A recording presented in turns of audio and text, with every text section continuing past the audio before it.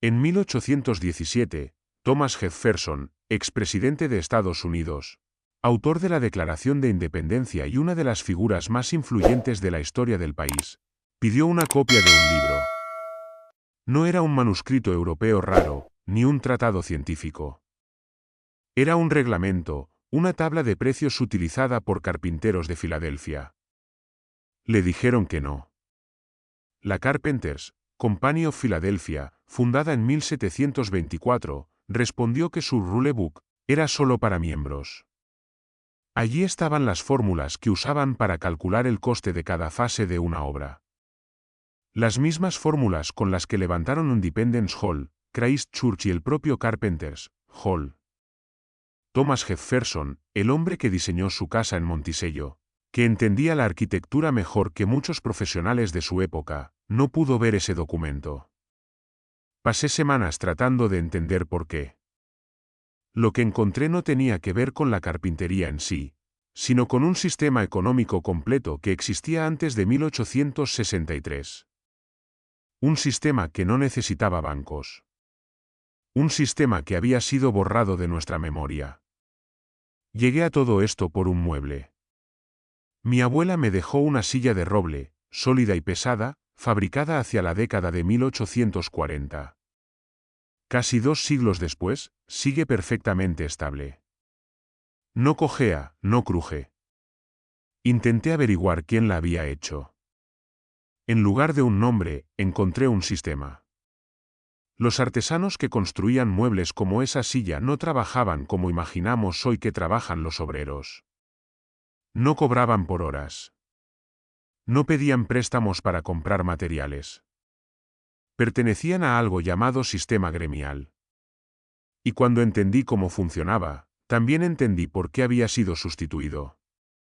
La Carpenters Company of Philadelphia es el gremio más antiguo de Norteamérica que sigue activo.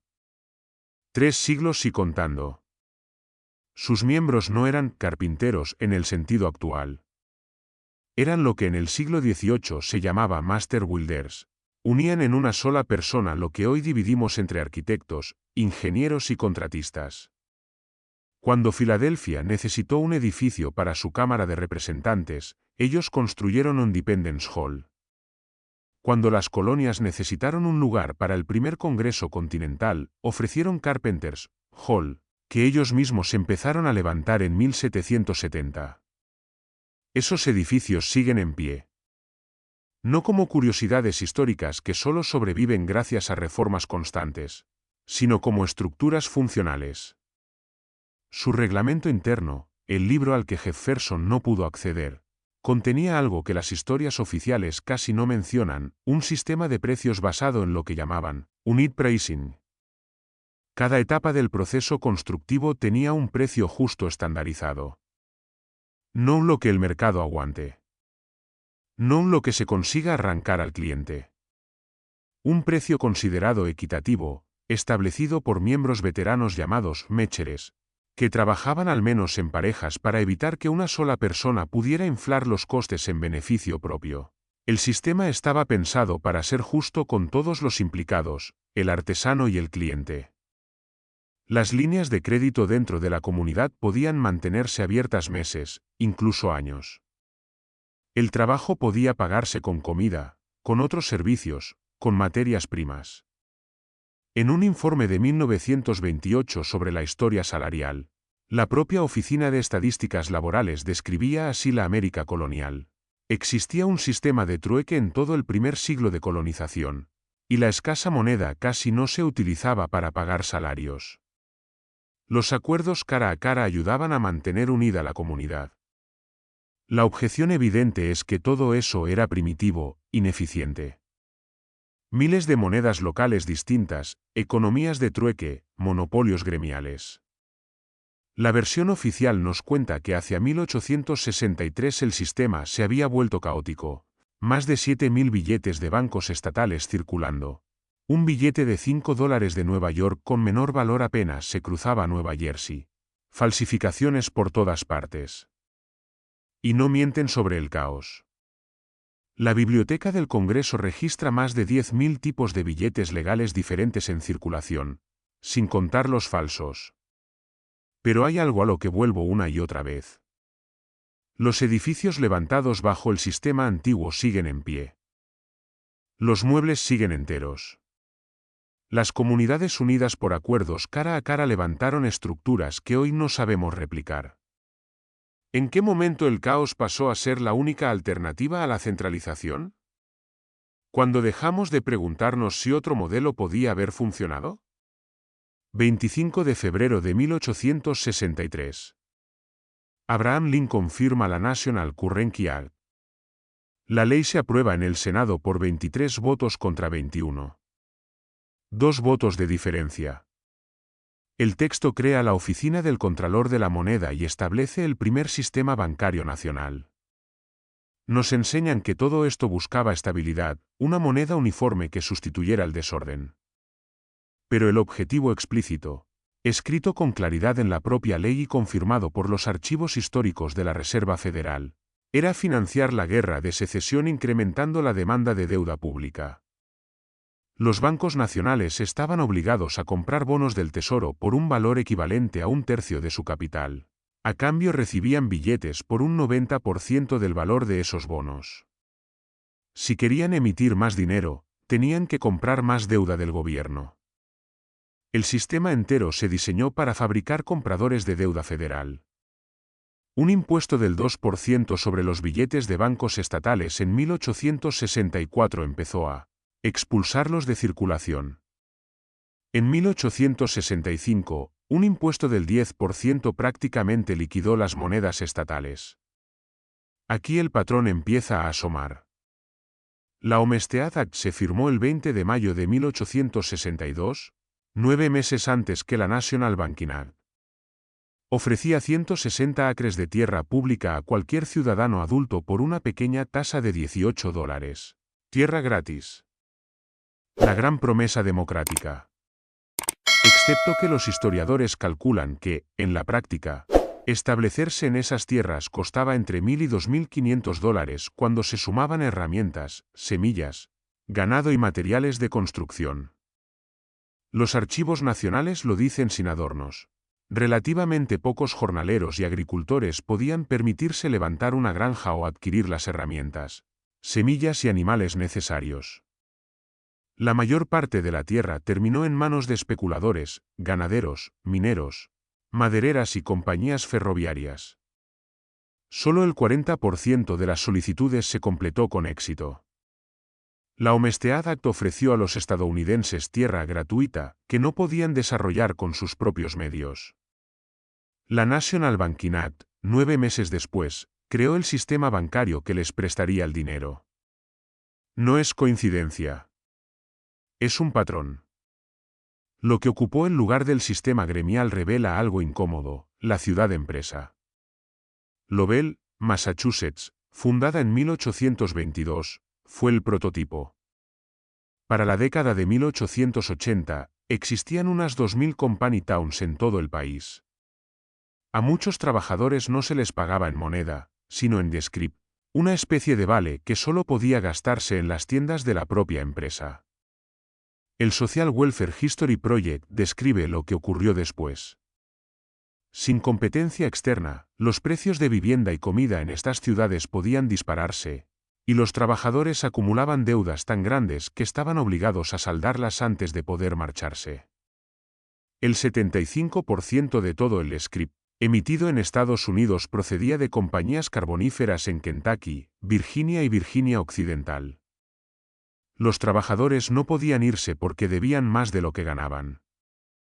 La huelga de Pullman de 1894 involucró a más de 150.000 trabajadores en 27 estados. Una comisión nacional de investigación calificó el sistema de York Pullman como no americano. Pero para entonces el modelo de ciudad-empresa ya había sustituido a algo. A las redes gremiales que regulaban precios justos. A los sistemas de trueque que tejían comunidades mediante obligaciones mutuas. A las líneas de crédito extendidas entre vecinos que se conocían por su nombre. Todo eso desapareció. Lo reemplazó un vale que solo servía en la tienda de la compañía. A veces me detengo y me pregunto si no estaré viendo conexiones donde no las hay. Tal vez la coincidencia temporal no signifique nada. Tal vez la Homestead Act y la National Banking Act se aprobaron en la misma época porque el gobierno de Lincoln intentaba resolver problemas distintos a la vez. Tal vez las Company Towns nacieron solo porque la industrialización necesitaba concentrar mano de obra. No porque alguien se propusiera desmontar los sistemas antiguos. Pero entonces miro a quienes aún funcionan de la manera anterior, los Amish. Siguen usando una economía basada en contribuciones comunitarias. Cuando alguien tiene una factura médica que no puede pagar, se levanta durante el culto semanal y lo cuenta. Nadie se va hasta que se haya reunido la suma necesaria. Funciona como un seguro, pero dentro de la comunidad, sin una institución externa extrayendo beneficio. Y hay un detalle que me inquieta, tuvieron que pelear por ese derecho. Los Amish chocaron durante años con el gobierno federal por el sistema de seguridad social, al que no veían como un impuesto, sino como un seguro comercial, algo que su fe les prohíbe aceptar. El Congreso les concedió una exención recién en 1965. Para mantener un modelo que funcionó sin bancos durante más de un siglo, tuvieron que pedir un permiso especial al Congreso. Deben rellenar el formulario 4029 del IRS. Solicitud de exención de impuestos de la Seguridad Social y Medicare y renuncia a sus prestaciones. Pagan todos los demás impuestos. Solo se niegan a participar en el sistema que vino después. El hecho de que tuvieran que luchar demuestra que el modelo antiguo fue convertido en ilegal.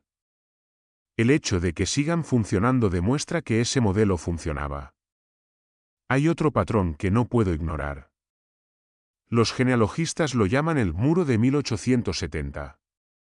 El censo de 1870 fue el primero en registrar por nombre a todos los estadounidenses, incluidos los antiguos esclavizados. Antes de ese año, reconstruir la mayoría de las líneas familiares se vuelve exponencialmente más difícil. El censo de 1890, que habría llenado muchos huecos críticos, desapareció. Un incendio en 1896 dañó tablas especiales. Otro, más grande, en enero de 1921, en el edificio del Departamento de Comercio, destruyó la mayor parte de lo que quedaba. Los restos dañados permanecieron olvidados 12 años. Luego, en 1933, el Congreso autorizó su destrucción.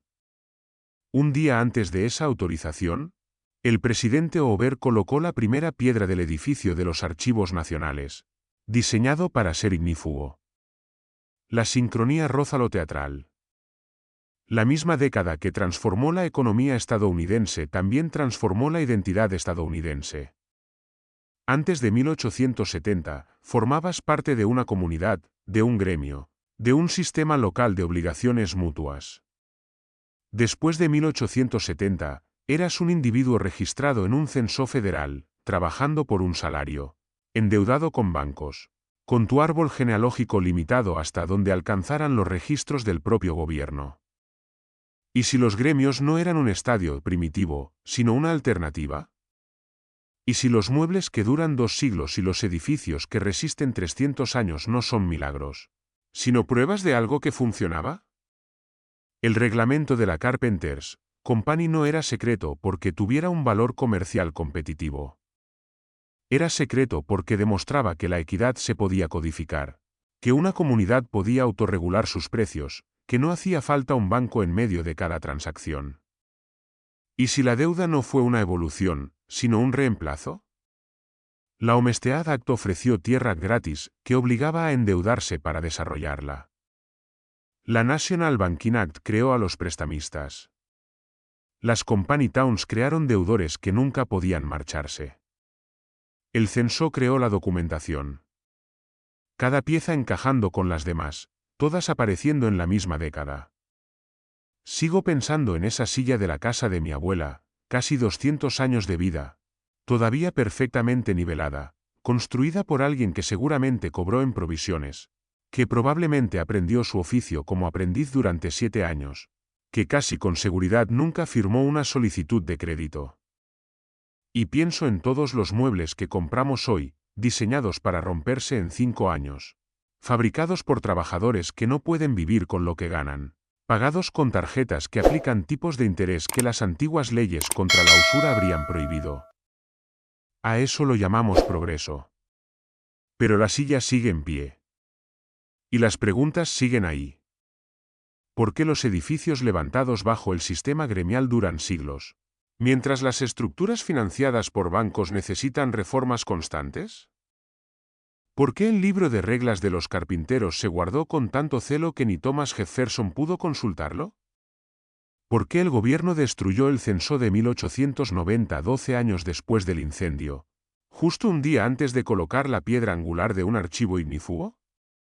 ¿Por qué los Amis tienen que ir a los tribunales para preservar un sistema que ha funcionado sin incidentes durante 150 años? ¿Por qué casi todos los árboles genealógicos estadounidenses se estrellan contra un muro en la década de 1870? La misma década en la que se consolidó el sistema bancario. La misma década en la que el censo se volvió exhaustivo. La misma década en la que se multiplicaron las company towns. No tengo respuestas. Solo patrones. Y una vez que ves el patrón, ya no puedes dejar de verlo.